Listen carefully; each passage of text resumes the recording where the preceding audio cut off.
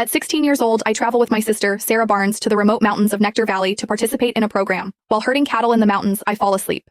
In my drowsy state, I hear strange panting and gasps. Thick fog has somehow risen throughout the forest by the time I wake up. Suddenly, Sarah's anxious voice calls out from within the fog. I'm about to respond when someone suddenly covers my mouth with their hand. A voice whispers in my ear, "Don't answer. That's not your sister, it's the temptress." Nutty released me but remained tense, his eyes filled with terror. His expression frightened me, making my heart pound wildly. "What's the temptress?" I asked. As Nutty pulled me down the mountain, he explained, "My uncle told me there's a spider on Crimson Mountain. The villagers also call it the seduction spider. This creature can mimic human voices, calling people by name. As soon as the person being called responds, they immediately fall under its poison, become entranced, and run to its nest to die." Nutty spoke while his feet never stopped moving, dragging me along at breakneck speed. I said anxiously, "The cattle! The commune's cattle are still in the mountains. How can we worry about the cattle at a time like this? They've probably already been eaten by the temptress. You'd better worry about yourself. The temptress has targeted you." Nutty's long legs made me stumble constantly as he pulled me along. We quickly reached the fields where Sarah and several other youths were busy fertilizing the radishes with manure.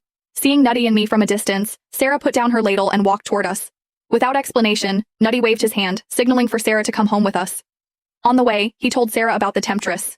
He pushed both of us into the inner room when we reached home, closing the door while instructing, "Sarah, watch over Alex. Don't let him run outside. I'm going to the other end of the village to get my uncle." The door had barely closed when Nutty pushed it open again. He removed an amulet from around his neck and handed it to me with grave emphasis.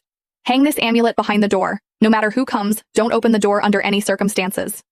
Sarah and I sat in the room, staring at each other in confusion. Nutty had been so urgent and spoke so briefly that we still hadn't figured out what kind of monster this temptress actually was, but we had always trusted Nutty. His extremely nervous manner made both our hearts rise with anxiety.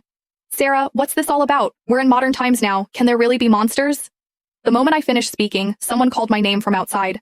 I was about to respond when Sarah suddenly covered my mouth. I looked at Sarah and saw her eyes wide with terror, her lips pale with fright. The female voice outside continued calling sweetly, "Alex? Alex? Are you home? Open the door." I didn't bring my keys. I began trembling too because the voice outside belonged to Sarah. Nothing could be more eerie than this. At that moment, Sarah was covering my mouth, her palms damp with cold sweat and her lips pressed tightly together. Her voice continued circling around the house outside the door, never fading away. Sarah and I were terrified, our faces pale as ghosts, not daring even to breathe loudly. We gripped each other's hands tightly, trembling nonstop.